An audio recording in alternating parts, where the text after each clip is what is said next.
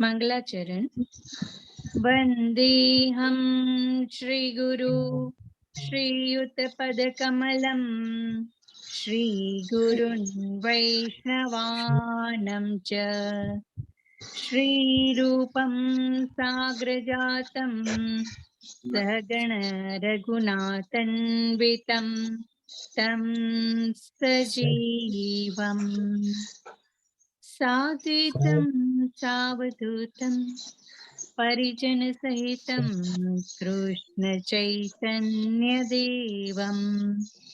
श्रीराधा कृष्ण पादान् सहगण ललिता श्रीविशाखान्विता च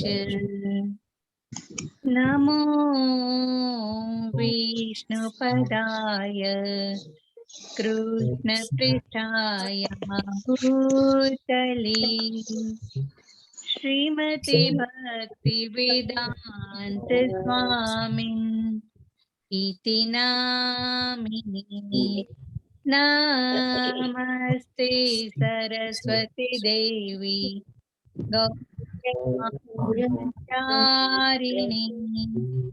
निर्विशेष शून्यवादी पाश्चात्यदेशतारिणी जय श्री कृष्ण चैतन्य नित्यानंद यद्वैत गदाधर श्रीवासादि गौरा भक्तवृंद हरे कृष्ण हरे कृष्ण कृष्ण कृष्ण हरे हरे हरे राम राम हरे हरे हरे कृष्णा। श्रीला प्रभुपाद ने जय। सर्वने जय श्री कृष्ण। हरे कृष्ण माताजी। धन्यवाद माताजी। हरे कृष्ण सर्वने जय श्री कृष्ण। प्रभुपाद की जय।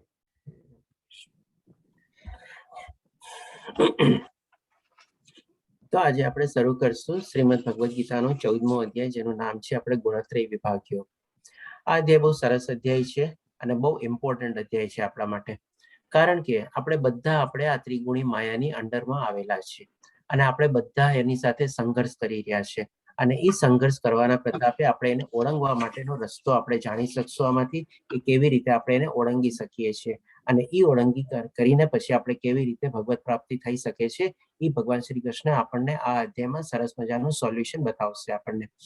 કારણ કે આ ત્રિગુણી માયા જે છે ને, એની સાથે આપણે કન્ટિન્યુઅસલી જે સંઘર્ષ કરીએ છીએ, આપણે હંમેશા છે ને એમાં પરાસ્ત થઈએ છીએ. આપણે ક્યારેય એની સામે આપણે જીતી નથી શકતા. તો એમાં છે ને એક શ્લોકમાં ભગવાન શ્રી કૃષ્ણ આપણને એ બી સમજાવશે કે આપણે એ સામર્થ્ય છે ને કેળવવાનું છે, અને એ સામર્થ્ય કેવી રીતે કેળવી શકીએ છીએ આપણે, પછી આપણે કેળવ્યા પછી આપણે કેવી રીતે આપણે ત્રિગુણી માયાને પરાસ્ત કરીએ છીએ, એ ભગવાન શ્રી કૃષ્ણ આપણને આમાં સોલ્યુશન આપશે. અધરવાઇઝ આપણામાં કોઈનામાં એટલી ત્રેવડ નથી કે આપણે ત્રિગુણી માયાની સામે લડી શકીએ અને એને પરાસ્ત કરી શકીએ આપણે. તો આ રીતે ભગવાન શ્રી કૃષ્ણ આપણને આમાં બતાવશે. એટલા માટે બહુ અગત્યનો અધ્યાય છે. આમાં પહેલા ભગવાન શ્રી કૃષ્ણ કહે છે, પહેલા શ્લોકમાં ભગવાને કહ્યું, હવે હું તમને સમસ્ત જ્ઞાનમાં સર્વશ્રેષ્ઠ આ પરમ જ્ઞાનને પુનઃ કહીશ, જેને જાણ્યા પછી સમસ્ત મુનિઓએ પરમ સિદ્ધિ પ્રાપ્ત કરી છે. હવે ડેફિનેટલી આપણે બધા અત્યારે લેવલ 1 માં છીએ, એટલે હું તેમ છતાં બી પ્રશ્ન પૂછવા માટે પૂછું છું કે ભગવાન શ્રી કૃષ્ણ અહીંયા કેમ કહે છે કે પુનઃ કહીશ? ધેટ મીન્સ કે ભગવાન શ્રી કૃષ્ણ આ જ્ઞાન ઓલરેડી પહેલા આપેલું છે આપણને, તો જ એ કહે છે ભગવાન શ્રી કૃષ્ણ હું પુનઃ કહીશ. તો હવે કયા અધ્યાયમાં, ખાલી મને જો એક આદ અધ્યાયનો બી નામ આપી શકો કે કયા અધ્યાયમાં ભગવાન શ્રી કૃષ્ણ, આ બધા છે ને 2-3 અધ્યાય છે જેમાં ભગવાન શ્રી કૃષ્ણ 4-5 શ્લોક દ્વારા આપણને આ ત્રિગુણી માયાનું સંક્ષિપ્તમાં વર્ણન કરેલું છે, ખાલી ટચ એન્ડ ગો કરેલું છે, ડિટેલમાં નથી આપ્યું. એટલા જ માટે આ ભગવાન શ્રી કૃષ્ણ આ અધ્યાયમાં આખું ડિટેલમાં જ્ઞાન આપશે આપણને આમાં. પણ કોઈ મને કહી શકશે કે શેમાં ભગવાન શ્રી કૃષ્ણ કીધેલું છે કે આ હું, જેથી આપણે કહીએ છીએ કે પુનઃ કહીશ ભગવાન શ્રી કૃષ્ણ જે પ્રમાણે કહે છે? કોઈ નવા ભક્તોમાંથી ટ્રાય કરી શકો તો વધારે ખુશી થશે. સાંખ્ય યોગમાં અધ્યાય બીજામાં કોણ બોલ્યું માતાજી? નીતા સોલંકી. ધન્યવાદ નીતા માજેજી. બરાબર, આપનો જવાબ એકદમ બરોબર છે. સાંખ્ય યોગ અથવા તો ગીતા સારાંશ અથવા બીજા અધ્યાયમાં આપણે એમાં ભગવાન શ્રી કૃષ્ણ કહે છે. હવે આ પ્રશ્ન છે ને ડેફિનેટલી આપને લેવલ 2 જ્યારે આપણે જોઈન કરશું ને ત્યારે પણ હું પૂછીશ. એટલે એમ સમજી લો કે મેં પેપર લીક કરી દીધું છે એના જેવું છે આપણી પાસે અત્યારે. ત્યારે પણ જ્યારે લેવલ 2 માં જશું અને 14મો અધ્યાય જ્યારે આપણે ડિટેલમાં લેશું ત્યારે પણ આ પ્રશ્ન પહેલા આવશે જ. અને જો આપણે એનો જવાબ અત્યારથી નોટ કરીને રાખવો હોય તો નોટ કરીને રાખી શકો છો કે ભાઈ એક પેપર લીક થઈ ગયું, આપણે પાઠ એ રીતે. તો આ રીતે ભગવાન શ્રી કૃષ્ણ બીજા અધ્યાયમાં આપણને 45મા શ્લોકમાં કહે છે આપણે. ત્યાર પછી આપણે ત્રીજા અધ્યાયમાં આપણે 4 શ્લોક છે આપણે, 5મો, 27મો, 29મો અને 33મો, જેમાં ભગવાન શ્રી કૃષ્ણ ત્રિગુણી માયા વિશે આપણને સંક્ષિપ્તમાં જણાવે છે. અને ડેફિનેટલી સાથે જ્ઞાન યોગ બી આવે. ચોથો અધ્યાયમાં બી ભગવાન શ્રી કૃષ્ણ આપણને 11મા અને 23મા શ્લોકમાં થોડુંક સમજાવે છે આપણને. અને પછી ફરીથી ભગવાન શ્રી કૃષ્ણ આપણને 7મો અધ્યાય જે જ્ઞાન વિજ્ઞાન યોગ છે એમાં પણ આપણને 12મા અને 14મા શ્લોકમાં આપણને ભગવાન શ્રી કૃષ્ણ કહે છે. તો આવી રીતે આપણે જોઈ શકીએ કે 4 અધ્યાય જે છે આપણે. હવે આમાં એક છે ને ઘણી વાર આપણને કોઈ આવો પ્રશ્ન પૂછે ને ત્યારે છે ને આપણે બાય ડિફોલ્ટ છે ને બીજા અધ્યાયનું નામ તો આપી જ દેવાનું. કારણ કે બીજા અધ્યાયનું નામ શું કામ આપણે આપી શકીએ? કારણ કે એમાં શું છે, ગીતા સારાંશ કહેવાય છે અથવા તો ગીતાનો સાર છે. એટલે જે બાકી અધ્યાયોમાં ભગવાન શ્રી કૃષ્ણ ક્યાંય જે જ્ઞાન આપવાનું છે એ બધું સંક્ષિપ્તમાં આપણને છે ને ભગવાન શ્રી કૃષ્ણ બીજા અધ્યાયમાં આપી જ દીધેલું છે.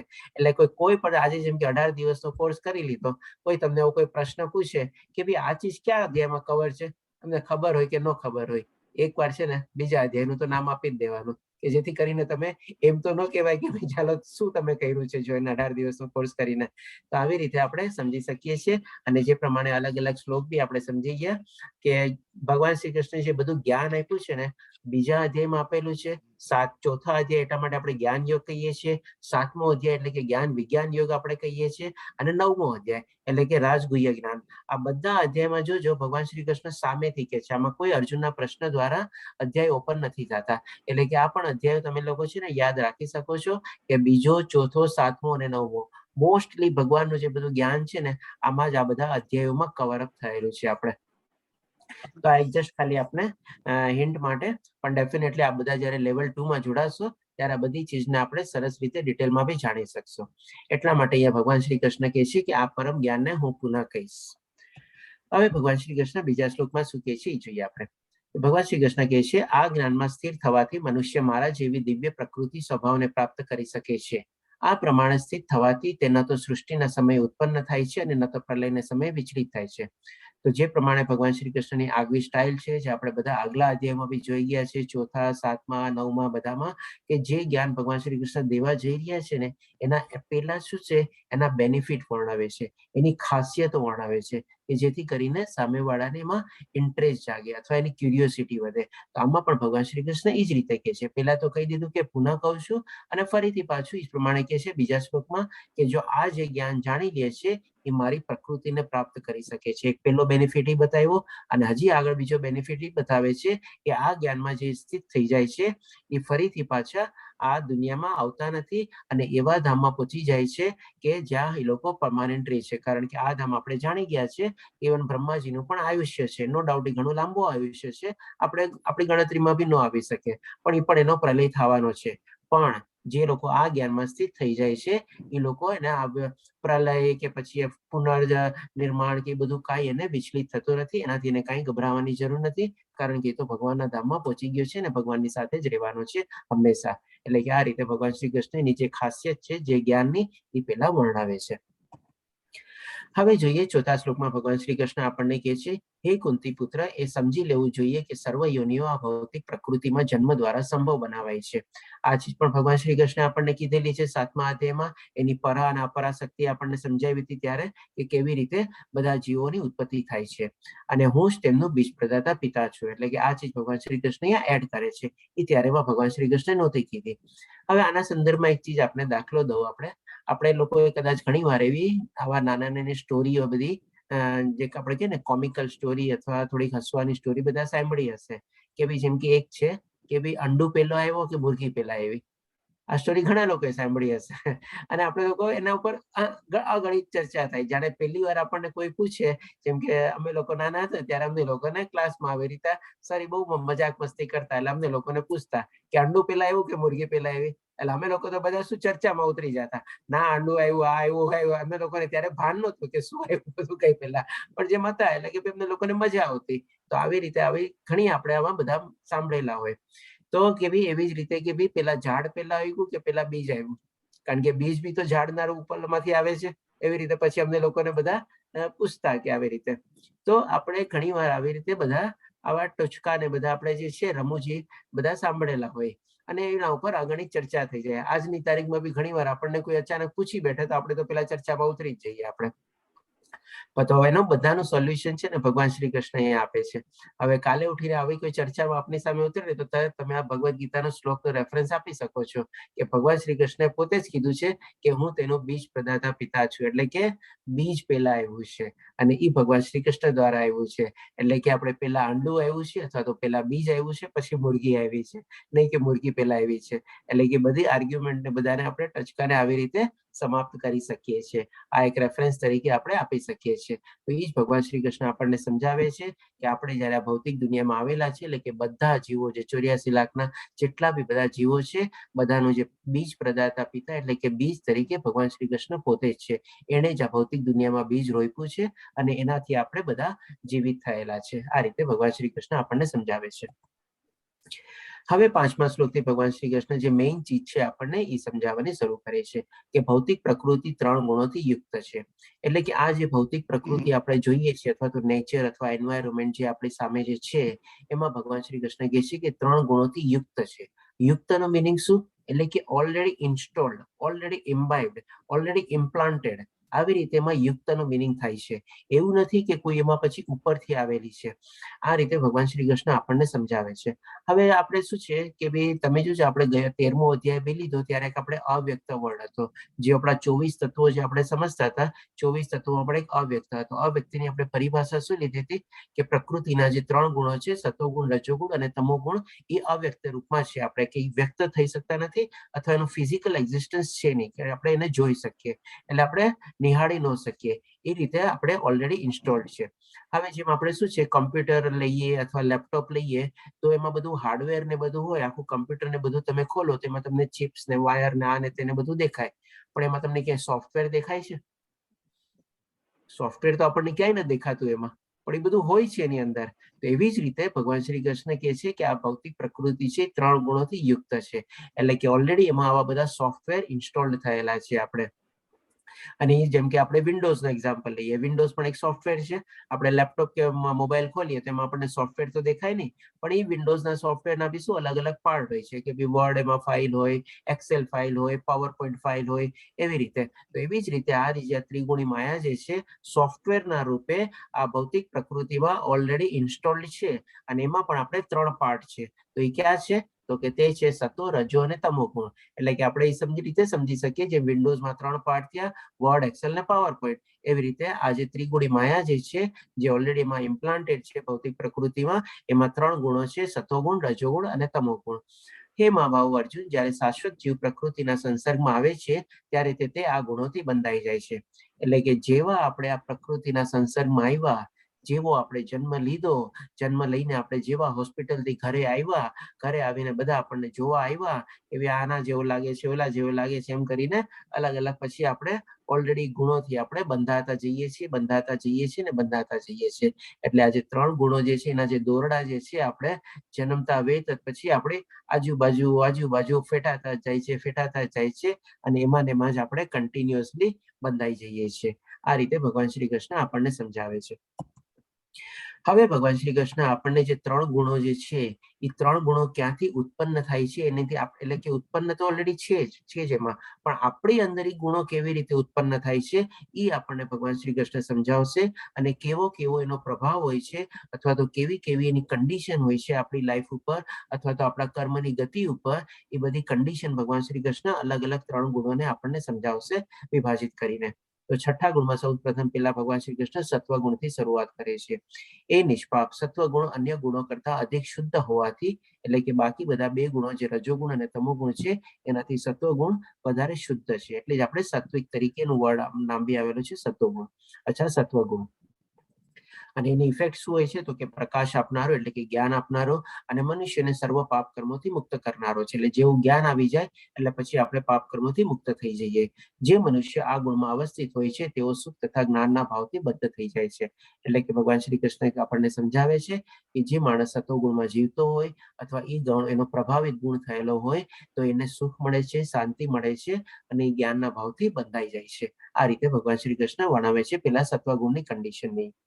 હવે ભગવાન શ્રી કૃષ્ણ આપણને રજોગુણ ને સત્વગુણ તમોગુણ બી કહેશે, પણ એની પહેલા આપણે સમજી લઈએ કે આ બધું થાય છે કેવી રીતે, આ પ્રક્રિયા કેવી રીતે થાય છે.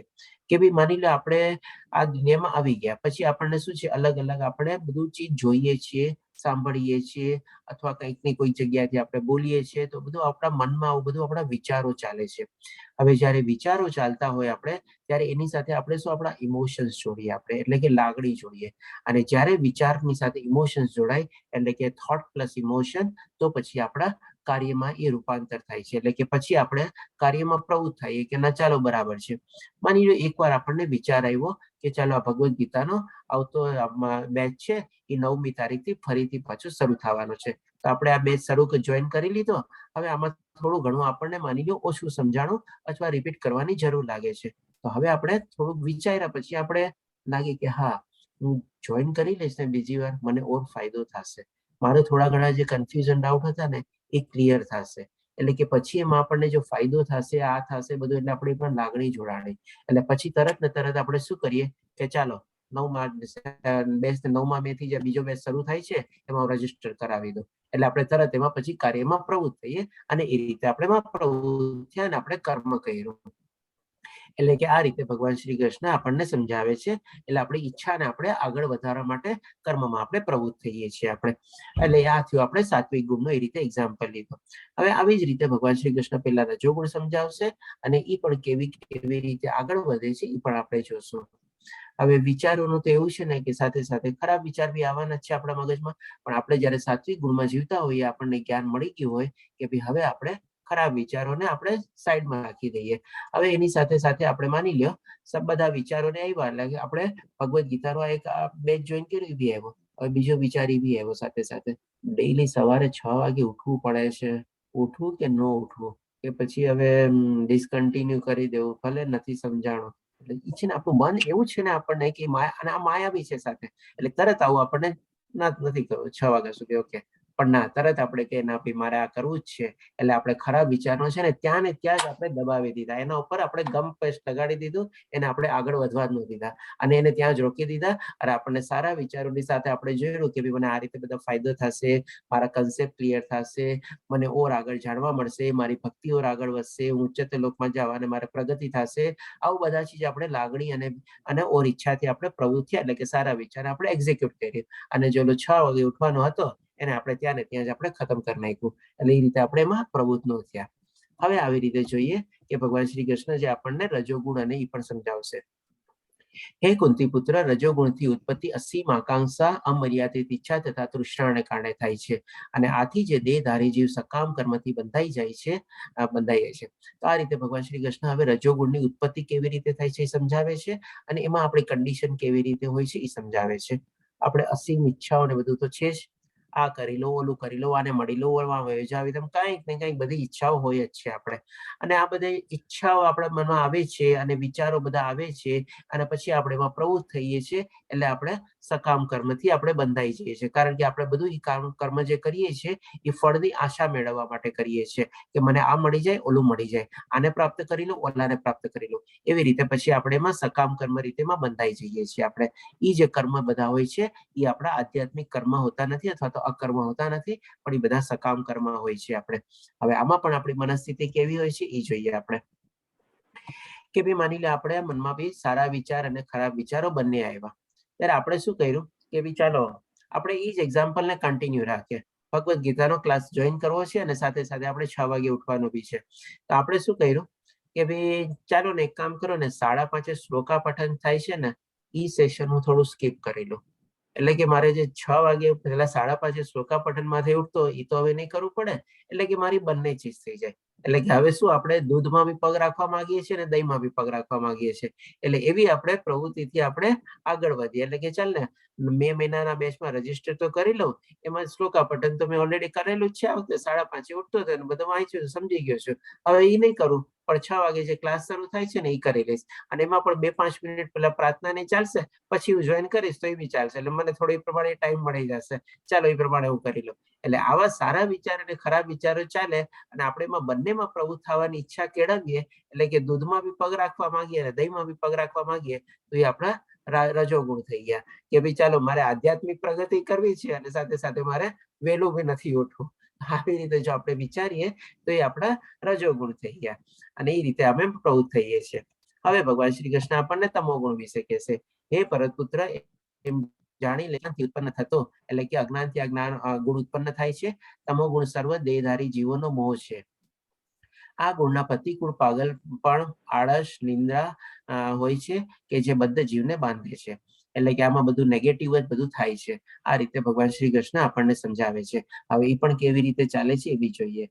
એ માની લો આપણા મનમાં સારા વિચાર અને ખરાબ વિચાર બંને આવ્યા અને આપણે શું કર્યું ત્યારે કે ભાઈ એકવાર તો બેચ કરી લીધું ને જોઈન, હવે જો જ્યારે કરશું. અત્યારે તો મારું જે નોર્મલ રૂટીન છે ને 8 વાગે ઉઠવાનું, ચાલો એ ચાલુ રાખું. 9 વાગે ઉઠવું છે ને એ જ પ્રમાણે ચાલુ રાખું. બહુ કરી લીધું 18 દિવસનો, હવે નથી થતું.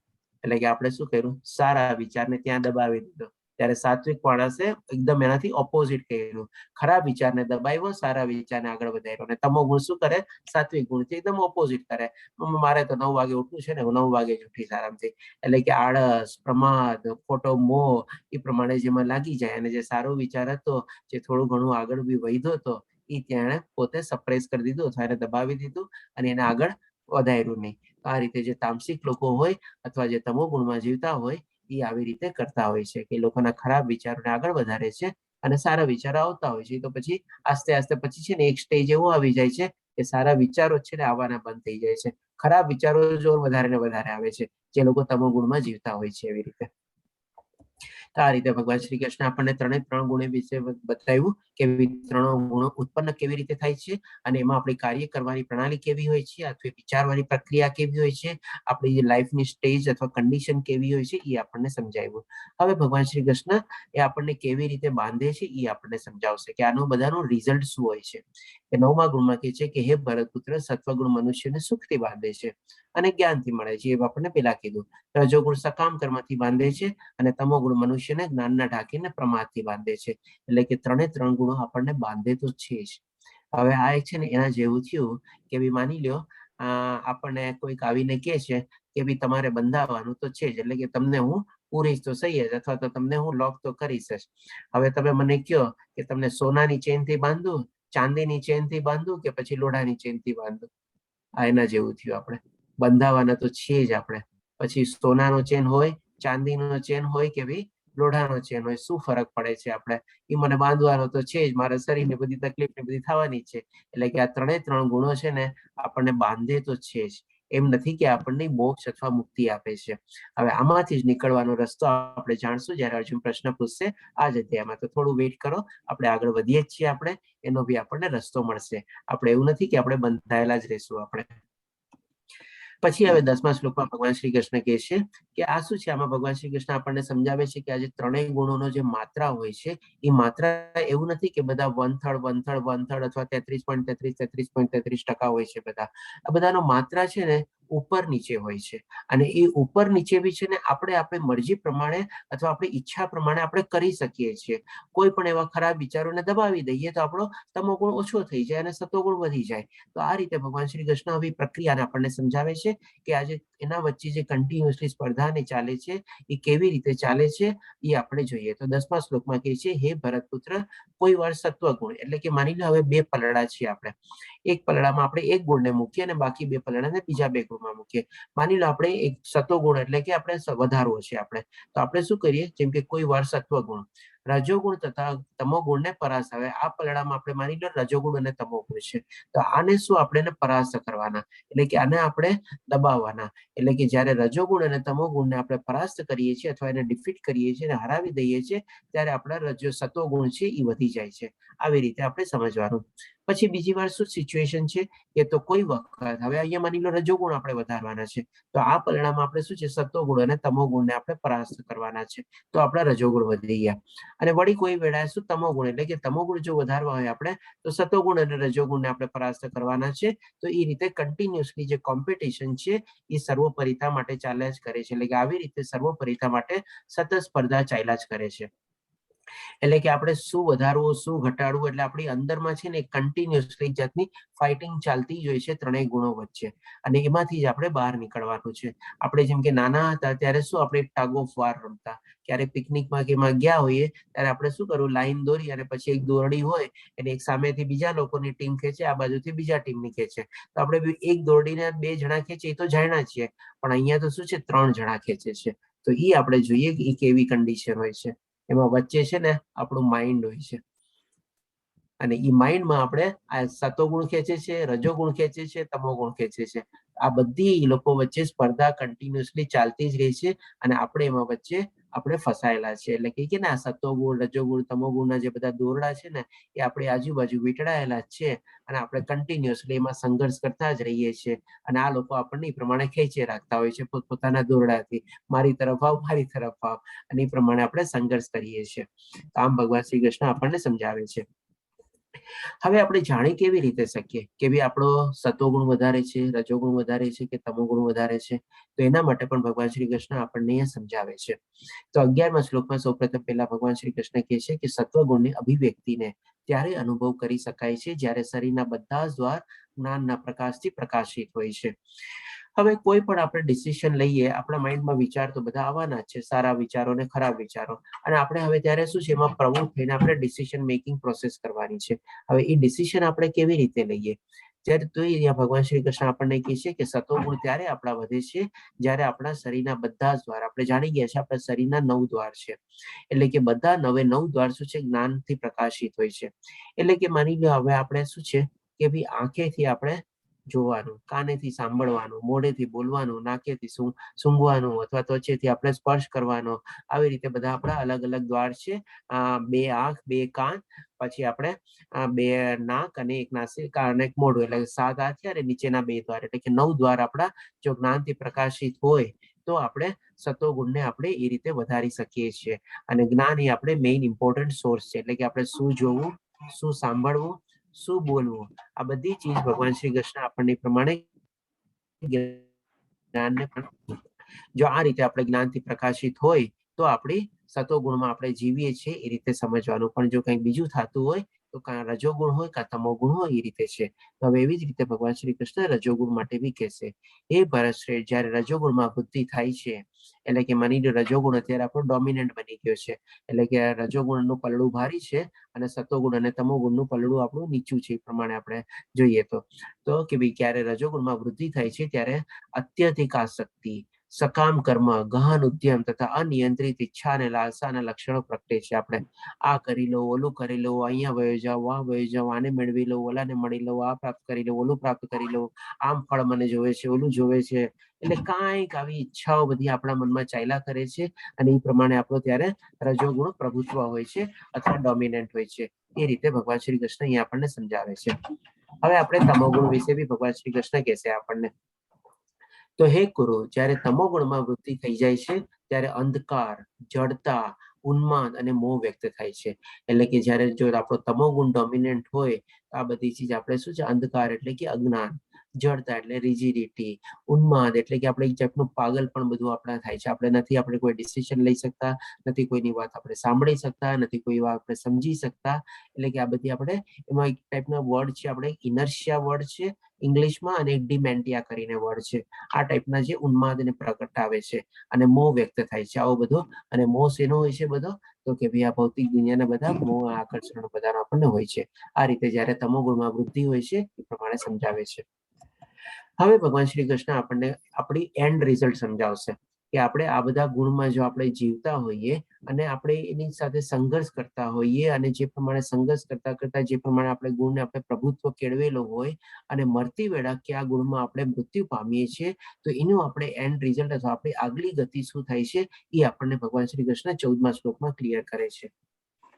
તો ભગવાન શ્રી કૃષ્ણ કહે છે કે જ્યારે કોઈ મનુષ્ય સત્વગુણમાં મૃત્યુ પામે છે ત્યારે તેને મહર્ષિના ઉચ્ચતર વિશુદ્ધ લોકોની પ્રાપ્તિ થાય છે. એટલે કે ત્યારે દેવલોક અથવા બધા ઉચ્ચતર જે સ્વર્ગલોક છે, બધા બ્રહ્મલોક, મહર્ષિના લોકો એ બધા લોકોમાં જાય છે.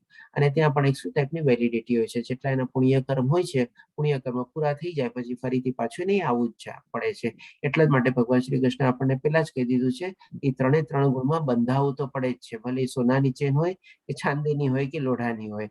આપણે એ પ્રમાણે ગતિ અલગ થાય છે અને ગતિ પ્રમાણે આપણે અમુક વર્ષો કે પ્રમાણે અમુક ટાઈમ હોય શકે, બધા મોટા મોટા લાંબા વર્ષો, અહીંયા 50, 60, 70, 80, 90 વર્ષની ઉંમર હોય તો ત્યાં પુણ્ય સારા કરાય તો કદાચ 100-200 વર્ષો રહીએ, પણ ફરીથી પાછું આવવું જ પડે છે આપણે. એટલે કે આપણે ઉચ્ચતર યુગમાં પ્રયાણ કરીએ છીએ જો આપણે સત્વગુણમાં મૃત્યુ પામીએ તો, પણ ડેફિનેટલી પછી પાછું આવવું જ પડે છે આપણે. પછી એવી રીતે ભગવાન શ્રી કૃષ્ણ કહે છે રજોગુણમાં મૃત્યુ પામનાર મનુષ્ય સકામ કર્મ કરનારાઓમાં જન્મે છે અને તમોગુણમાં મૃત્યુ પામનાર પશુ યોનિમાં જન્મ ગ્રહણ કરે છે.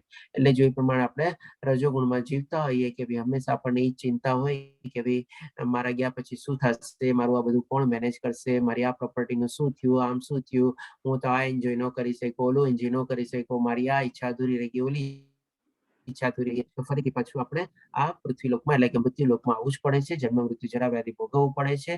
અને જો તમો ગુણમાં આપણે મર્યા હોઈએ એ પ્રમાણે આપણો જે ગુણ પ્રભુત્વ હોય તો કદાચ આપણને મનુષ્ય શરીર તો લગભગ નો જ મળે અને આપણે પશુ યોનિમાં બી જન્મ લેવો પડે. આ રીતે ભગવાન શ્રી કૃષ્ણ આપણને સમજાવે છે. પછી હવે આનું ફળ એટલે કે એન્ડ રિઝલ્ટ તરીકે ભગવાને ગતિ તો કહી દીધી, પણ હવે જીવતા જીવત બી આપણે જે બધા કર્મ ને બધું જે કર્યું હોય એનું પણ આપણને કેવું ફળ ને બધું શું હોય છે એ પણ આપણે જોઈએ. ભગવાન શ્રી કૃષ્ણ સમજાવે છે કે પુણ્ય કર્મનું ફળ શુદ્ધ હોય છે અને તેને સાત્વિક ગુણમય કહેવાય છે, પરંતુ રજોગુણમાં કરેલું કર્મ દુઃખમયમાં પરિણમે છે અને તમો ગુણમાં કરેલા કર્મ મૂર્ખામીમાં પરિણમે છે. હવે જો આપણે આખી જિંદગી આવી રીતે સત્કર્મ કર્યા હોય અને સાત્વિક ગુણમાં જીવવા હોઈએ તો આપણને શું છે ઘણું સુખ મળે છે, શાંતિ મળે છે. મળતી વખતે એવો અફસોસ નથી થતો કે ભાઈ મેં આમ ન કર્યું, મેં ઓલું ન કર્યું, અથવા તો કોઈ જે આપણી પાછળ વાળા હોય ને એ આપણને ગાળો દેવા વાળા બધા બહુ ઓછા હોય છે આપણે, અને ટીકા કરવા વાળા બહુ ઓછા હોય છે, કારણ કે આપણે સત્વગુણમાં જ આપણું જીવન ગાળ્યું હોય.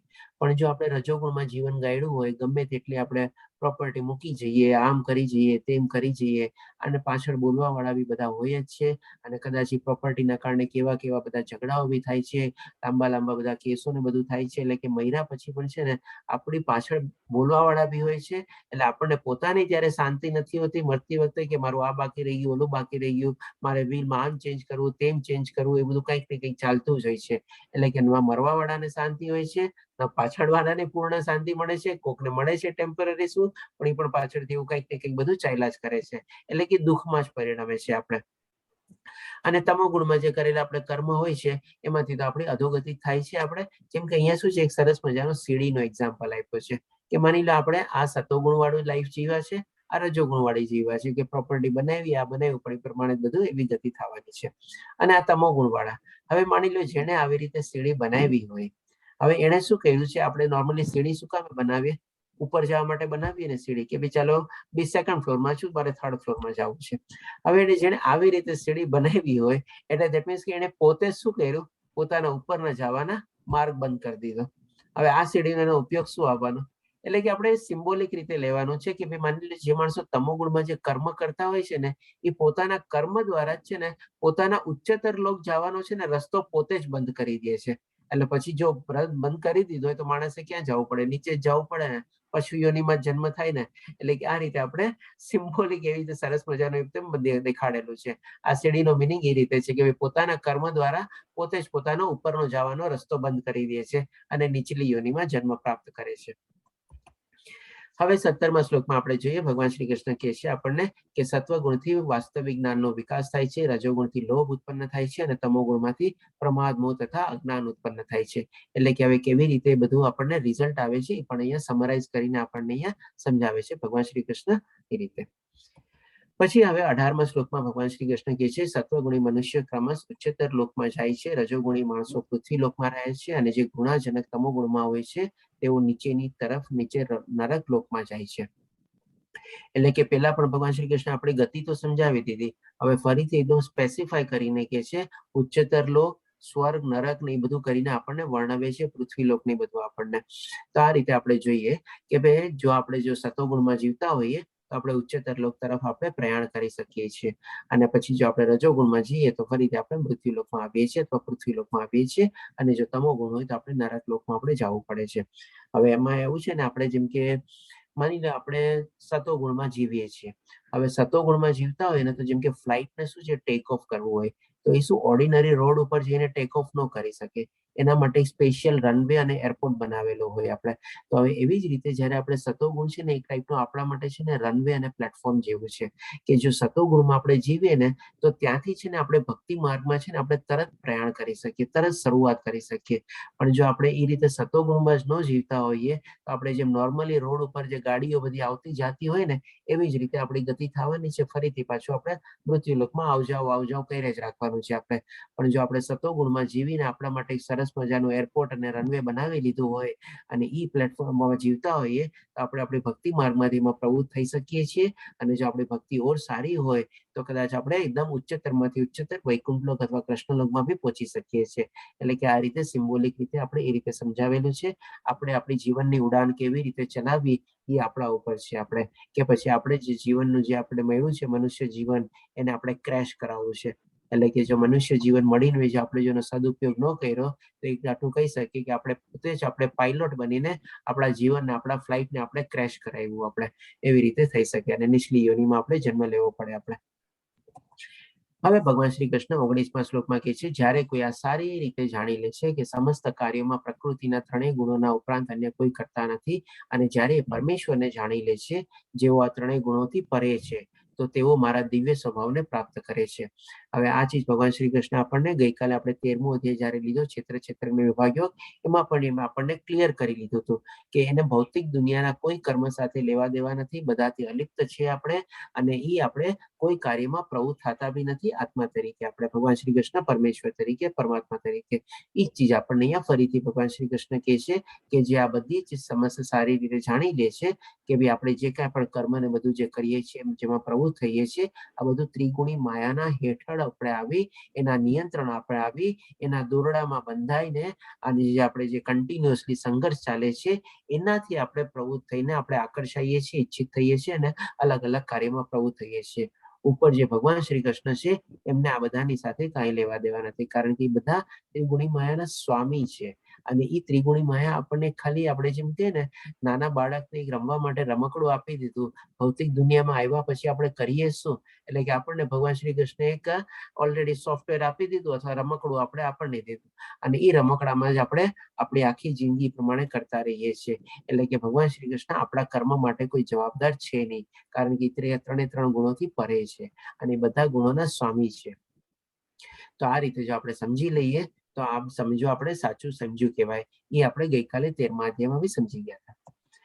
હવે જ્યારે દેહધારી જીવ શરીર સાથે સંકળાયેલા ત્રણ ગુણોને ઓળંગી જવા સમર્થ થાય છે, જેમ મેં કીધું ને ભગવાન શ્રી કૃષ્ણ આપણને કહેશે કે આપણે કેપેબિલિટી અથવા તો ઈ ટાઈપની કેપેસિટી આપણે બિલ્ડઅપ કરવાની છે. આપણે પેલા તો સમર્થ બનવાનું છે, કારણ કે આટલી ગુણી માયાને પરાજિત કરવી આપણા કોઈના વશમાં નથી. આપણે એ હંમેશા આપણાથી ઉપરી જ થવાની છે, કારણ કે એમાં જ આપણે બે રીતે લઈ શકીએ. એક તો શું કે ભગવાન શ્રી કૃષ્ણ દ્વારા પ્રકૃતિ બનાવેલી છે, એટલે કે એટલા પાવરફુલ માણસ આપણી વ્યક્તિ આપણે જે પરમેશ્વર જે છે એમને જયારે બનાવેલી હોય તો આપણે એક નાનકડા જીવાત્મા તરીકે એને કેવી રીતે પરાસ્ત કરી શકીએ. આપણે આપણામાં એટલું સામર્થ્ય છે જ નહીં, આપણામાં એટલી કેપેસિટી છે જ નહીં, આપણામાં એટલી આવડત છે જ નહીં. આપણે ડેફિનેટલી એને તોડવા માટે એનાથી જે આપણા માટે ઉપરી હોય ને, જેમ આપણે ઘણી વાર શું હોય કોઈ કામ આપણે એકલા હાથે ન કરી શકતા હોઈએ તો આપણે કોઈકની મદદ લેવી પડે, અથવા જે આપણા કરતા વધારે પાવરફુલ હોય એની પાસે આપણે જઈએ ને કે ભાઈ હું આ કામ નથી કરી શકતો, તમે મને પ્લીઝ મદદ કરો અથવા મને રસ્તો બતાવો કે જેથી કરીને હું આ કામ કરી શકું. તો એ જ એટલા જ માટે ભગવાન શ્રી કૃષ્ણ આપણને કહે છે કે આપણે એ ત્રણ ગુણોને ઓળંગી જવા સમર્થ થાય છે, એટલે કે કેપેસિટી બિલ્ડઅપ કરીએ છીએ. કેવી રીતે કરીએ છીએ પણ હવે આગળ સમજાવશે. અને જો માની લે સમર્થ થઈ ગયા આપણે તો ત્યારે તે જન્મ મૃત્યુ ઘડપણ તથા તેમના કષ્ટોમાંથી મુક્ત થઈ શકે છે અને આ જીવનમાં જ અમૃત ભોગવી શકે છે. એટલે એવું નથી કે આપણે અમૃત ભોગવવા આપણે સ્વર્ગલોકને બધામાં જવું પડે છે. આ જન્મમાં જો આપણે એ રીતે રહી અને ત્રિગુણી માયાને આપણે ઓળંગતા શીખી ગયા અથવા તો ત્રિગુણી માયાને આપણે પાર કરતા શીખી ગયા, એટલું સામર્થ્ય આપણે કેળવી લીધું છે. ભગવાન શ્રી કૃષ્ણ આપણને રસ્તો બતાવશે, એ રસ્તા દ્વારા આપણે ચાલીને સામર્થ્ય કેળવી લીધું તો આ જીવનમાં જ આપણે મુક્ત જીવન અથવા અમૃત ભોગવી શકીએ છીએ. એ પ્રમાણે ભગવાન શ્રી કૃષ્ણ આપણને કહે છે. તો હવે જોઈએ ભગવાન શ્રી કૃષ્ણ કેવી રીતે કહે છે. એટલે કે જેવું આ જયારે ભગવાન શ્રી કૃષ્ણ કહે છે તરતનો અર્જુનનો પ્રશ્ન આવી જાય છે. એટલે કે 21મા શ્લોકમાં અર્જુન પ્રશ્ન પૂછે છે. અર્જુને પૂછ્યું, હે મારા પ્રિય પ્રભુ, જે મનુષ્ય આ 3 ગુણોથી પર થયેલો છે તેના લક્ષણો કેવી રીતે જાણી શકાય અને તેનું આચરણ કેવું હોય? અને લાસ્ટમાં પોતે અગત્યનો પ્રશ્ન પૂછે છે જે આપણા માટે બધા માટે બહુ અગત્યનો છે કે અને તે પ્રકૃતિના ગુણોને કેવી રીતે ઓળંગી જાય છે. એટલે કે આમાં અર્જુન 3 પ્રશ્ન પૂછે છે. ભગવાન શ્રી કૃષ્ણ પહેલા 2 પ્રશ્નનો જવાબ આપે છે, પછી અલગ શ્લોકમાં આપણે ત્રીજા પ્રશ્નનો બી જવાબ આપે છે જે આપણા માટે બહુ મહત્વનો છે. તો હવે જોઈએ ભગવાન શ્રી કૃષ્ણ 22 થી 25મા શ્લોકમાં પહેલા આપણે એનું ગુણાતીત કોને કહેવાય એટલે કે એ સમજાવશે અને એનું આચરણ કેવું હોય છે એ સમજાવે છે. તો 22 થી 25મા શ્લોકમાં એટલે કે 4 શ્લોકમાં ભગવાન શ્રી કૃષ્ણ એ ગુણાતીત વ્યક્તિના લાક્ષણિકતા બધી વર્ણવે છે અથવા એનું જીવન જીવવાની શૈલી કેવી હોય છે એ સમજાવે છે. તો ભગવાને કહ્યું, હે પાંડુપુત્ર, જે પ્રકાશ, આસક્તિ તથા મોહના ઉપસ્થિત થવા પર ન તો એનાથી ઘૃણા કરે છે અને ન લુપ્ત થઈ જવા પર તેના પર એની ઈચ્છા કરે છે.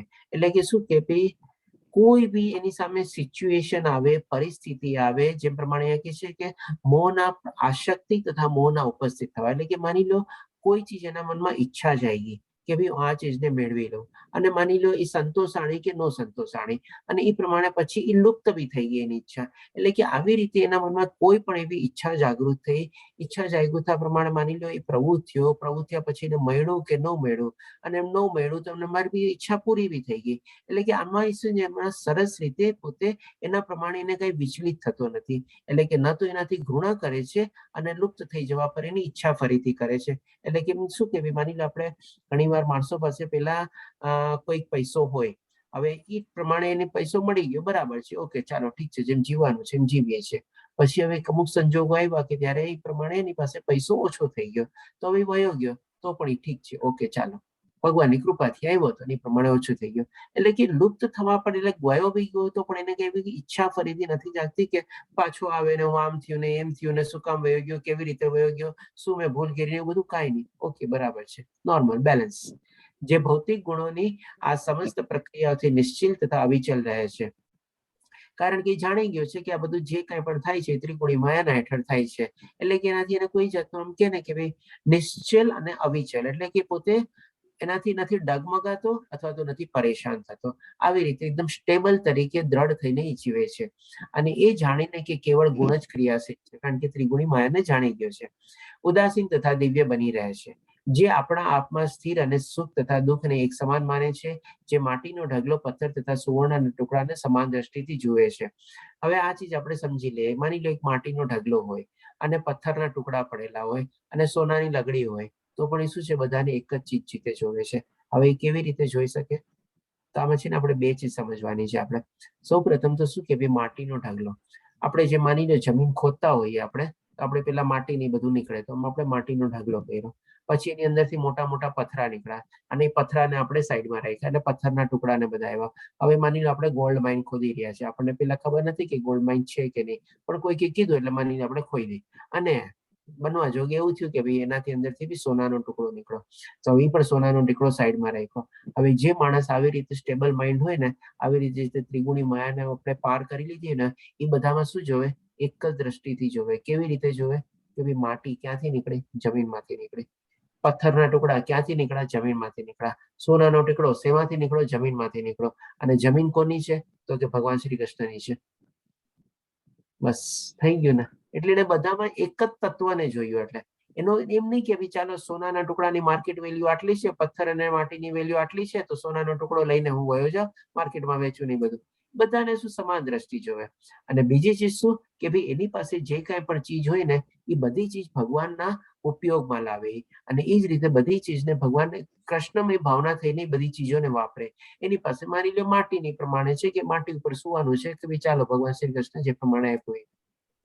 ક્યારેક પથ્થરવાળા રસ્તા ઉપરથી ને બધા ઉપરથી પાસ થવું પડે તો પણ એ પ્રમાણે બી છે. અને ક્યારેક માની લો એને સરસ મજાનો સોનાથી મળેલો પલંગ મળી ગયો તો પણ ઠીક છે, બરોબર છે. આ રીતે બધામાં સેમ દ્રષ્ટિથી આપણે જોવે અને બધું કૃષ્ણમય ભાવનાથી એને યુઝ કરે. અને જે અનુકૂળ તથા પ્રતિકૂળ પ્રતિ સમાન બની રહે છે. હવે આના સંદર્ભમાં આપણે એક એક્ઝામ્પલ લઈએ, જેમ કે પ્રહલાદ મહારાજનો.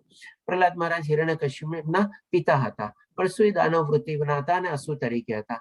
તો ત્યારે ઈ જે પોતે જો ધારક પ્રહલાદ મહારાજ, તો એ પણ સરસ મજાનું બધા જયારે હિરણ્યકશ્યપ બધા સ્વર્ગનો બી આપણે રાજા તરીકે ગણાતું, એટલો બધો પાવરફુલ અસુર ની બધું હતા.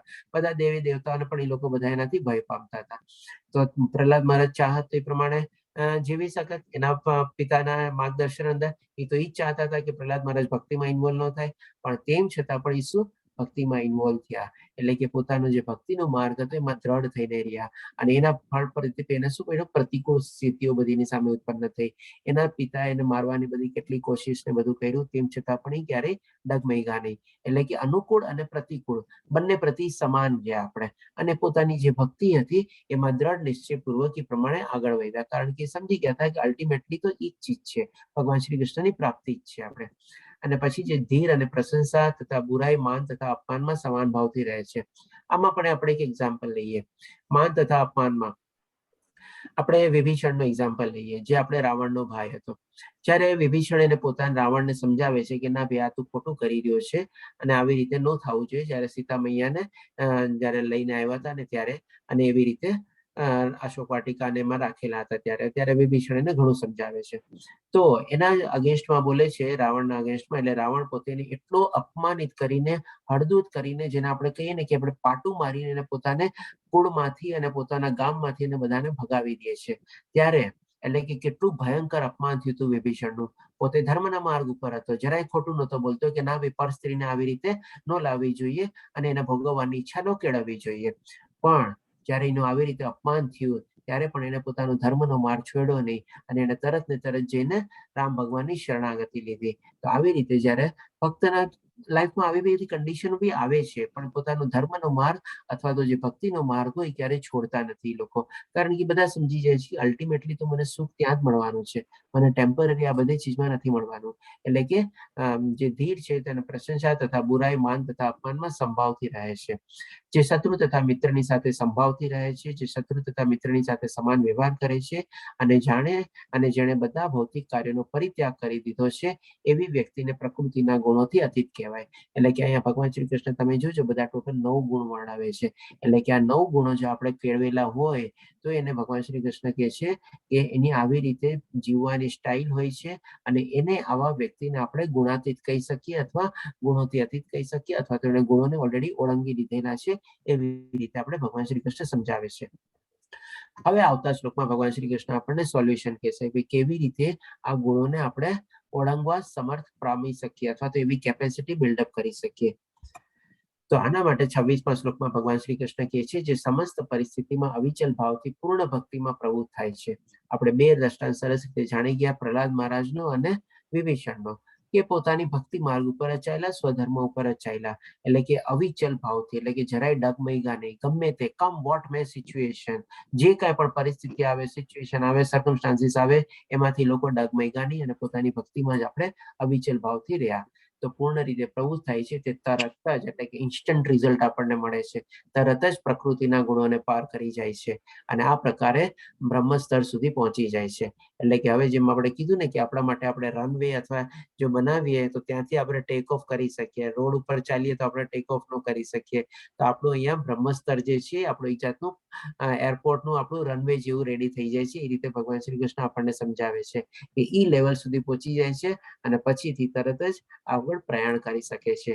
કેવી રીતે? તો કે ભગવાનની ભક્તિ કરીને.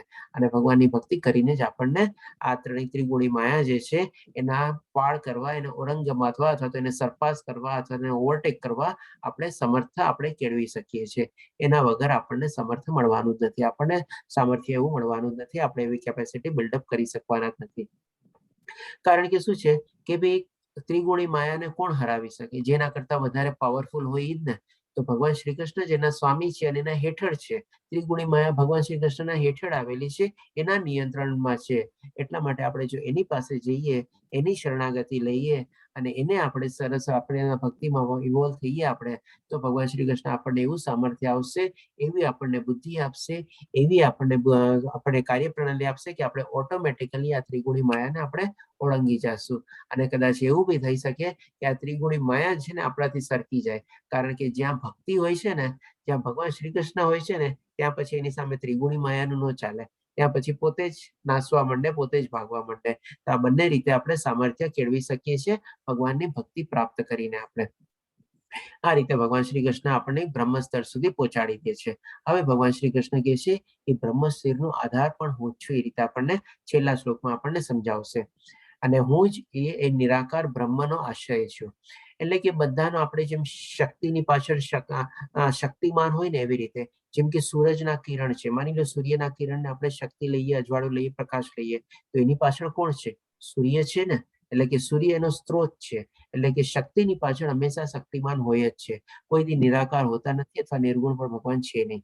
એટલે કે એ જ રીતે ભગવાન શ્રી કૃષ્ણ પોતે કહે છે નિરાકાર બ્રહ્મનો આશ્રય છું, એને ધારણ કરતા છું, અમર્ત્ય, અવિનાશી તથા શાશ્વત છું, અને ચરમ સુખનું સ્વાભાવિક પદ છું.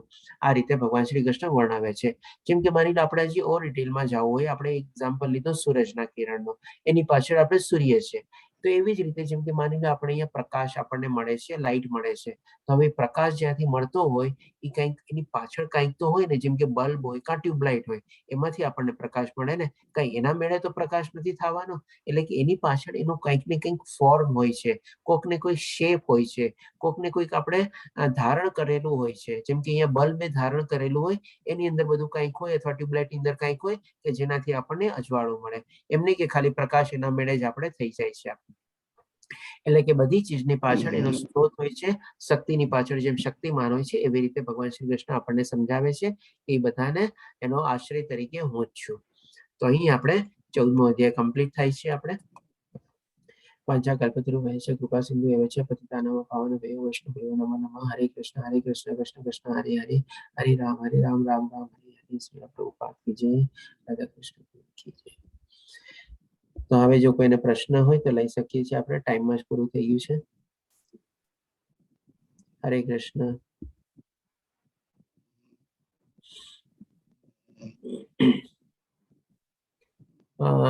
હા રશ્મિ માતાજી, આપનો હેન્ડ રેઝ છે, પૂછી શકો છો. હરે કૃષ્ણ. હરે હરે કૃષ્ણ. કૃષ્ણ. હરે કૃષ્ણ. મેં તો મોસ્ટલી બધા જોઈન્ટ કર્યા જ નથી. બધા જેટલા ચેપ્ટર આપણા કમ્પ્લીટ થયા ને, થોડા જ કર્યા છે. મેં તમને કીધું તો મારું સંસ્કૃતનો ક્લાસ હોય એટલે મારે થતું જ નથી આ. ઓકે. તો હવે આપણું બીજી વાર ક્યારે સ્ટાર્ટ થવાનું છે પાછું? પ્રભુજી 9 મે થી આપણે 24મો બેચ શરૂ થાય છે. આપણે તેમાં આપ રજીસ્ટર કરાવી શકો છો. રજીસ્ટ્રેશન લિંક પણ અત્યારે ઓપન થઈ ગઈ છે. ઓકે, 9th of May, નો 9th of May થી. હા, સોમવારનો દિવસ છે આપણે. ઓકે, મીન્સ હવે નેક્સ્ટ મંથ હવે આવે છે એમ જ ચાલુ થઈ જશે, રાઈટ? હા, નેક્સ્ટ મંથ ને દૂર છે ને આપણે, કારણ કે આ છે ને આપણે થોડું ઘણું લંબાશે કદાચ આપણે, તો ડેફિનેટલી પછી એમાં આપણે તરત જોઈન કરી શકો છો. આજે આપણો કેટલામો હતો? આજે આપણો 14મો અધ્યાય હતો. 14મો અધ્યાય હતો. હવે તો આપણે 4 જ બાકી રહ્યા. હા, 4 અધ્યાય બાકી છે.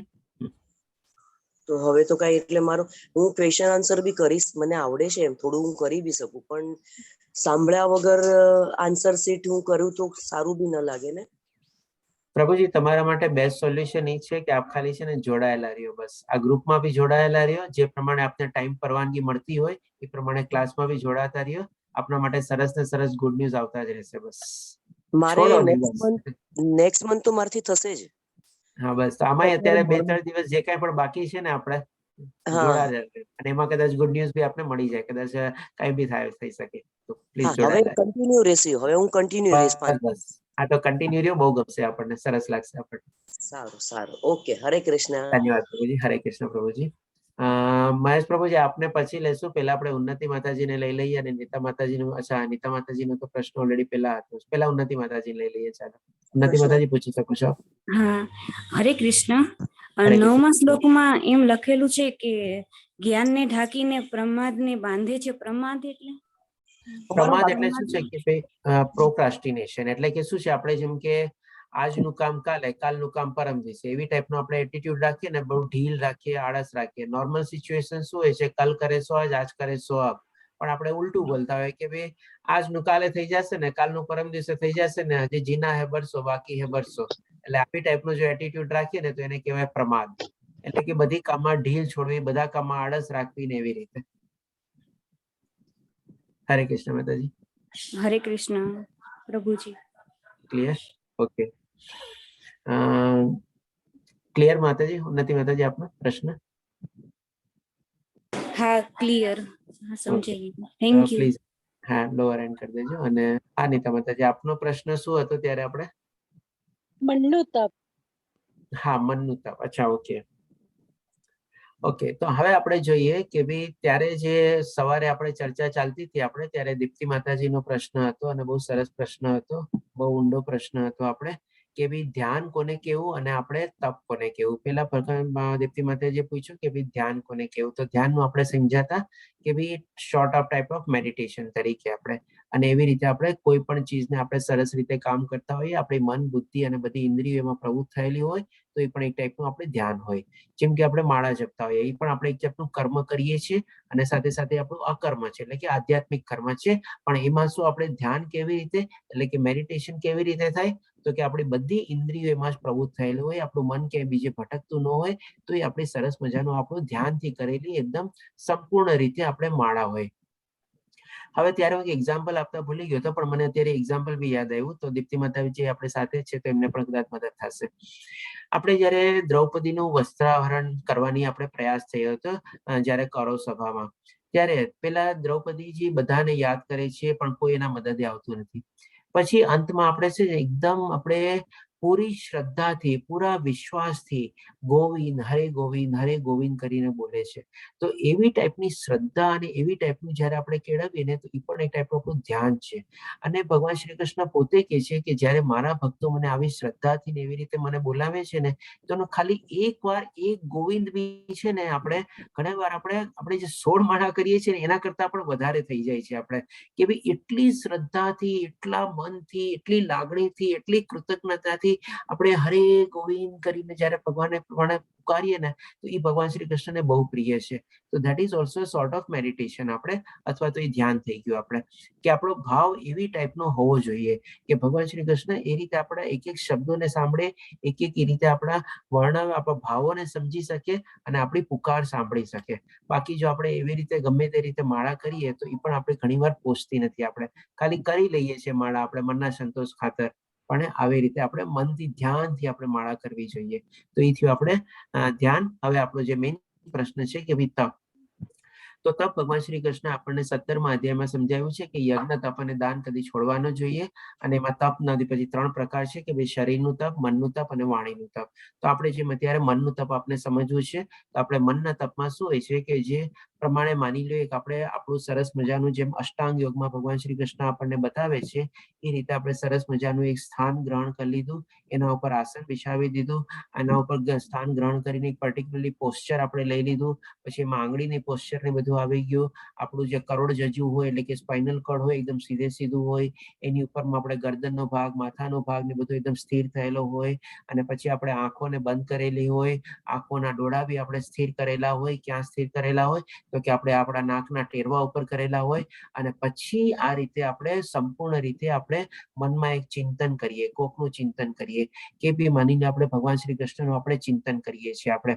અને એ રીતે ચિંતન કરીને આપણે એની અવધિ કોઈ ફિક્સ ન હોય, આપણે એક લિમિટ બાંધીને આપણે કેવી રીતે ગોલ તરીકે બનાવવાનું કે જ્યાં સુધી મને ભગવાન શ્રી કૃષ્ણ દર્શન નહીં આપે, તો જ્યાં સુધી હું મારા અંતરાત્મામાં ભગવાન શ્રી કૃષ્ણ દર્શન નહીં કરી લઉં, ત્યાં સુધી મારું આ ચિંતન ચાલતું રહેશે, ધ્યાન ચાલતું રહેશે અને મારું જે આ તપ છે એ ચાલતું રહેશે. તો આને આપણે કહી શકીએ કે આપણું મનનું તપ થયું. એટલે કે પાર્ટ ઓફ આપણે કહી શકીએ કે અષ્ટાંગ યોગનો જ એક પાર્ટ થઈ ગયો આપણે.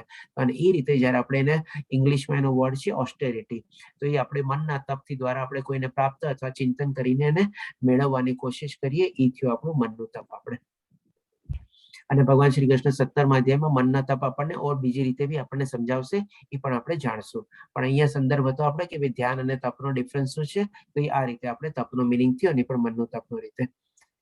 આઈ હોપ કે નીતા માતાજી આપણે ક્લિયર થયું હશે.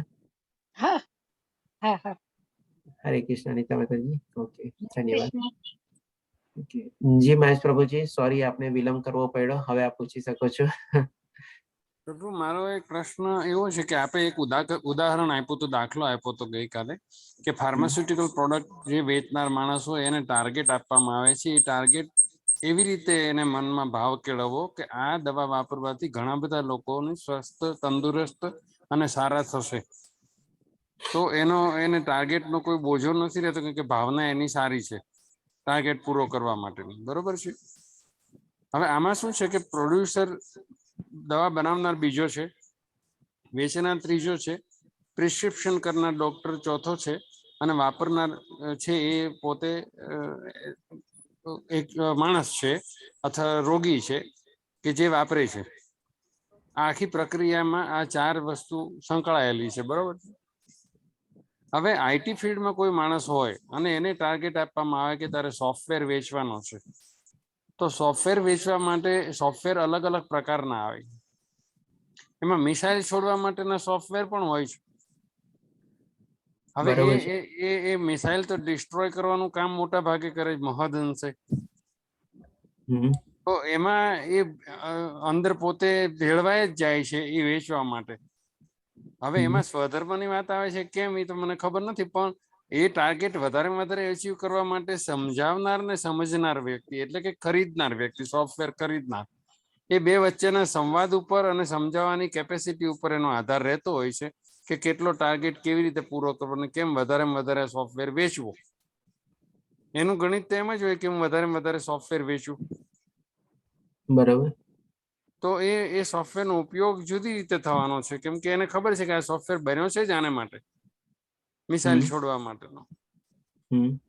તો એમાં એને દોષ લાગે ખરો? અચ્છા, ઓકે, ચલો. પ્રશ્ન આપનો બહુ લાંબો છે અને બહુ ટેકનિકલ પ્રશ્ન છે. હવે હું પણ આપના પ્રશ્નના આગેશમાં થોડું ઘણું આપણે પૂછું તો મને ક્લિયર થશે. જેમ આપણે સૌ પ્રથમ કીધું કે દવા માટે પ્રોડ્યુસર અલગ, માર્કેટિંગ અલગ, પ્રેસ્ક્રિપ્શન અલગ, પેશન્ટ અલગ, બધું અલગ. હવે એ જ રસ્તાને આપણે ચાલુ રાખીએ, આપણા સોફ્ટવેરની સાથે કનેક્ટેડ કરીએ. તો હવે જેમ કે સોફ્ટવેર એમાં પણ તો બનાવવાળો અલગ હોય, વેચવા વાળો અલગ હોય, અને જે પ્રમાણે બનાવવાના હોય તો આજે એક સોફ્ટવેર બનાવવું અને એમાં પણ જે તમે દાખલો લ્યો છો કે ભાઈ મિસાઇલ લોન્ચ કરવાનું સોફ્ટવેર, તો એ તમને ખબર છે સોફ્ટવેર કેટલું મોટું અને જંગી સોફ્ટવેર હોય છે. અને એ એક સોફ્ટવેર બનાવવામાં છે ને અલગ અલગ નાના છે ને બધા પ્રોજેક્ટ બનેલા હોય. કોઈ માણસને છે ને એમાં ઘણી વાર તો છે ને ખબર બી નથી હોતી કે ભાઈ હું કયા પ્રોજેક્ટનો પાર્ટ છું અથવા તો કયું મારે સોફ્ટવેર બનાવવાનું છે. એ એક આખું સોફ્ટવેર માની લો, બીજા એવા 1000 નાનાની અંદર સોફ્ટવેર હોય. હવે એક ટીમને બનાવેલી હોય કે તારે આટલું ટીમ કરીને કામ કરીને ત્યાં નીકળી જવાનું. હવે એને કાંઈ ખબર નથી કે હું જે ચીજ બનાવું છું શેમાં યુઝ થવાનું છે. કદાચ એ બેઝિક લેવલનું બનાવતું હોય તો એની એપ્લિકેશન શું છે, બાકી બધા ઘણા સોફ્ટવેરમાં બી યુઝ થઈ શકે. પણ જ્યારે એક, બીજું, ત્રીજું, ચોથું, પાંચમું એમ કરીને 1000 સોફ્ટવેર જ્યારે કમ્બાઈન્ડ થઈને બને ત્યારે એક મોટું જાયગેન્ટિક એવું મોટું સોફ્ટવેર બને કે જે આપણે મિસાઇલ લોન્ચિંગ કે એવા પ્રમાણે યુઝ થતું હોય. કારણ કે આ કોઈ નાનું સોફ્ટવેર ન હોય કે ભાઈ ચાલો એક એકાઉન્ટિંગનું સોફ્ટવેર બનાવી લીધું, એમાં પણ ઘણા બધા આજકાલ પાર્ટ આવી ગયા છે.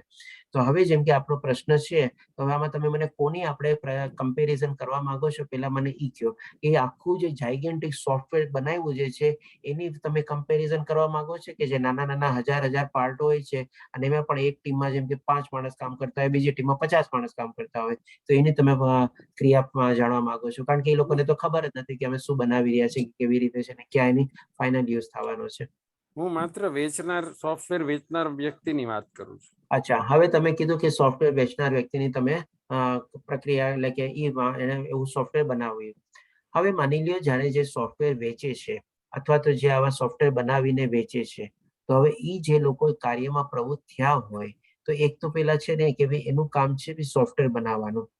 હવે જ્યારે આવો પણ કોઈ માની લ્યો મિસાઇલ બનાવવાનો પ્રોગ્રામ હોય, તો હવે એમાં પણ કોઈ એને કામ આપેલું છે આ સોફ્ટવેર બનાવવાનો, કે માની લો આજે કોઈ મિસાઇલ બનાવવાનું હોય અને એમાં સોફ્ટવેર યુઝ થવાનું હોય, તો એ પણ એક ઓથોરિટી મોટી ઊંચી હશે કે માની લો એક ગવર્મેન્ટ ઓથોરિટી થઈ ગઈ. હવે એ ગવર્મેન્ટ ઓથોરિટી આ સોફ્ટવેર બનાવવાળી કંપનીને સોફ્ટવેરનો ઓર્ડર આપે છે ને એ પોતે સોફ્ટવેર બનાવે છે, એમાં સફળ થાય છે અને પછી સોફ્ટવેર વેચે છે. તો હવે જે સોફ્ટવેર બનાવવાળી કંપની જે છે એને પોતાનો ખાલી સ્વધર્મ જ નિભાવ્યો કહેવાય, એને પોતાનું કામ કર્યું કહેવાય. અને કારણ કે એને ઉપરની ઓથોરિટી તરફથી આવેલો છે, એ ગવર્મેન્ટ છે. હવે ગવર્મેન્ટ એક માન્ય ઓથોરિટી છે. હવે એ આવા કોઈ કામમાં પ્રવૃત્ત થશે કે નહીં થાય એને પોતાને નથી ખબર કે એ મિસાઇલ શેના માટે લોન્ચ કરવાની છે. કાલે ઉઠીને એના જ દેશમાં કોઈક આવીને એટેક કર્યો અને એના માટે એને મિસાઇલ લોન્ચ કરી તો એ તો સારું કામ થઈ ગયું ને, કે ભાઈ સામેવાળા એટેક કર્યો, મારી જમીન હડપવા માંગે છે અને તો માટે એના માટે મારે એટેક કરવો પડ્યો. પણ બીજી રીતે કર્યો હોય તો પછી ખોટું થયું ને. તો જે સોફ્ટવેર વાળી કંપની બનાવવાળી છે એને ઈ જયારે વેચે છે ત્યારે એને ખબર છે શું? એ તો એક ઓથોરિટીને માન્ય રાખીને કરે છે ને કે ભાઈ ગવર્મેન્ટ ઓથોરિટી છે, એને મને ઓર્ડર આપ્યો છે, હવે એને જે કરવું હશે કરશે. તો હવે આમાં તમે મને કહો, આમાં ક્યાં પાપ કે આપણે કઈ આવ્યું છે આપણે? બરાબર છે. એટલે ઇમ્પ્લિમેન્ટેશન કેવી રીતે થવાનું છે એ ખબર નથી હોતી. ખબર જ ડેવલપ તો પછી બરાબર. ઇવન ગવર્મેન્ટને બી ખબર નથી હોતી કે ભાઈ હું આ જે મિસાઇલનું જે સોફ્ટવેર બનાવવાનું છે, મિસાઇલ તો લઈ લીધી, હવે એનું જે સોફ્ટવેર મેં બનાવ્યું એ ક્યારે હું કેવી રીતે યુઝ કરીશ એને પણ નથી ખબર હોતી. હવે એક પ્રશ્ન બીજો એવો છે પ્રભુજી કે ત્રિગુણ જે આ પ્રશ્ન જો કે હું વ્યવસ્થિત રીતે પૂછી શકીશ કે કેમ, એક પ્રશ્ન છે કે મેં બહુ ગળમથલ કરી આ પ્રશ્ન બાબતે, પછી મને મનમાં ફૂર્યું કે હું આપના પ્રશ્ન પૂછું. ત્રિગુણ જે ડેવલપ કરવાની વાત છે એમાં સત્વગુણની ટકાવારી વધારવાની જે વાત છે એમાં મનુષ્ય પોતે કેટલો જવાબદાર? દાખલા તરીકે એનો જન્મ કેવા કુટુંબમાં થયો છે, કયા પડોશમાં એનો ઉછેર થયો છે, કઈ શાળામાં એ ભણ્યો છે, કઈ કોલેજમાં એ ભણ્યો છે, આ બધી વસ્તુનું ઇન્ફ્લુઅન્સ એની ઉપર થતું હોય છે. જ્યારે પોતે પોતાના ત્રિગુણને સારી રીતે વિકસાવવાની કોશિશ કરતો હોય, ત્રિગુણમાંથી બહાર આવવા કોશિશ કરતો હોય, અથવા તો સત્વગુણના ટકાવારી વધારવાની કોશિશ કરતો હોય, તે વખતે આ બધી વસ્તુ એને ઇન્ફ્લુઅન્સ કરે. બરોબર. હવે એમ કરતા જ્યારે એ પોતે અડગ થઈને મક્કમ થઈને વિકસાવવાની કોશિશ કરે કે મારે તો સારા ગુણો જ વિકસાવવા છે, સત્વગુણ જ થવું છે, સત્વગુણના ટકાવારી વધારવી છે, ત્યારે તો ખૂબ લેટ થઈ ગયું હોય. જ્યારે એ સમજ એને કેળવે પોતે ત્યારે એની ઉંમર ઘણી વધી ગઈ હોય છે. આપણે ઘણીવાર કહીએ કે પહેલેથી કે નાનપણથી કરવું, પણ ઇન્ફ્લુઅન્સ તો ઘણી બધી બાબતની હોય છે ને એના ઉપર. જ્યારે કુમળું માણસ હોય છે એનું, ત્યારે એની પરિપક્વતા આવે એમાં તો વર્ષો ઘણા નીકળી જતા હોય છે. તો એ સત્વગુણ કેળવવાની કોશિશ કરે તો પણ આ બધી ઇન્ફ્લુઅન્સના કારણે એ સત્વગુણના ટકાવારી વધારવા માટે સક્ષમ બને ત્યારે તો ખાસી મોટી ઉંમર એની વીતી ગઈ હોય. તો એમાં એ કેવી રીતે આ બધી વસ્તુ ઇન્ફ્લુઅન્સ વિના બહાર નીકળી શકે? ઓકે પ્રભુજી, આપનો પ્રશ્ન આ પણ બહુ સારો છે અને આ મારા ખ્યાલથી આપણે ઘણી વ્યવસ્થિત રીતે પૂછ્યો છે અને આ બરાબર બી છે, પ્રેક્ટિકલ ચીજ બી છે.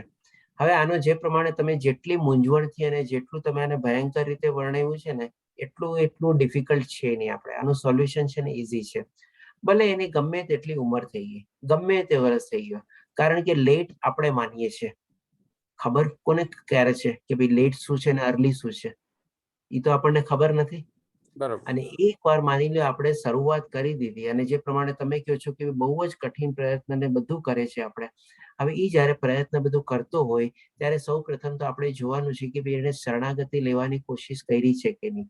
અને ઈ જો માની લો એને શરણાગતિ લેવાની કોશિશ કરી હોય અને એમાં પ્રયત્નમાં એવા કઠોર પ્રયત્ન કરીને આગળ જ ચાલતો હોય, જે પ્રમાણે પ્રહલાદ મહારાજ ચાલ્યા અથવા તો વિભીષણ ચાલ્યા, આપણે એ લોકોએ પણ તો આવી જ રીતે ચાલ્યા ને. આજે વિભીષણને શું ખબર હતી કે ભાઈ હું મોડો છું કે વહેલો છું? એને તો લાત મારીને કાઢી મૂક્યો, કુળ દ્રોહી બી કહેવાનો અને કુળ નાશ બી કહેવાનો. કેટલા બધા કલંક એના ઉપર લાગ્યા આપણે વિભીષણ ઉપર. એને તો ક્યારેય ન વિચાર્યું કે ચાલો બહુ મોડું થઈ ગયું છે, હવે આમ છે, રાવણને યુદ્ધ કરવું હોય તો કરવા દે, હું શું કામે કઈ કરું. એને જે કરવું એ પ્રમાણે કર્યું. બીજો દાખલો લઈએ કે ચાલો એ લેટ, હવે બહુ અર્લી નો બી એક્ઝામ્પલ લઈ લઈએ. પ્રહલાદ મહારાજ અથવા તો ધ્રુવ મહારાજ, કેટલી નાની ઉંમરે એ લોકો આ પ્રમાણે ભક્તિ માર્ગ ઉપર ને બધા ઉપર ચાલ્યા. તો જયારે જે લોકો આ માર્ગ ઉપર ચાલે છે ને ત્યારે છે ને ભગવાન હાથ ઝીલવા છે ને રેડી બેઠા છે આપણને. જ્યારે આપણે શરણાગતિ લઈએ છીએ, ભગવાનની આપણે સંપૂર્ણ રીતે આપણે એને આશ્રય ગ્રહણ કરી લઈએ છીએ, ત્યારે છે ને તત્કાળ અહીંયા પણ ભગવાન શ્રી કૃષ્ણ શું કહે છે કે હું એને તરત જ ઓળંગી પાર કરી જાય છે. શું કામ ઇન્સ્ટન્ટ રિઝલ્ટ વાપરે છે ભગવાન? તત્કાળ બળ વાપરે છે કારણ કે પછી ત્યારે ભગવાન શ્રી કૃષ્ણ છે ને રાહ નથી જોતા. એ તો એને રાહ જોવા એને ભક્તે લગાડે છે કે ભાઈ એને આટલા વર્ષોને કાઢી નાખ્યા, પણ જેવો એ શરણાગતિ લે છે ને પછી ભગવાન એને જરાય રાહ નથી દેખાડતા. ત્યારે તરત કે છે આવ બેટા તું આવ્યો છે ને તરત હું તને ઉપાડી લઉં છું, લાવ. તો પછી હવે આમાં તમે કહો જો તમારે એના પ્રયત્ન સાચા હશે, સરસ રીતે શરણાગતિ લીધી હશે, તો પછી ભગવાન એને ઉગારવામાં છે ને વાર નહીં કરે, જરાય વિલંબ નહીં કરે, તરત એને ઉપાડી લેશે. એટલે સરેન્ડરનેસ જેટલી વહેલી આવે એટલી સારી. જેટલી વહેલી આવે એટલી સારી, અને જેટલી તીવ્રતાથી આવે એ સારી. વહેલી તો આ લોકો બરાબર છે, તીવ્રતા જે છે ને ઇન્ટેન્સિટી જે આપણે કહીએ ને એ બહુ મહત્વ છે આપણે. બરોબર બરોબર પ્રભુજી, હવે ક્લિયર થયું. બરોબર છે.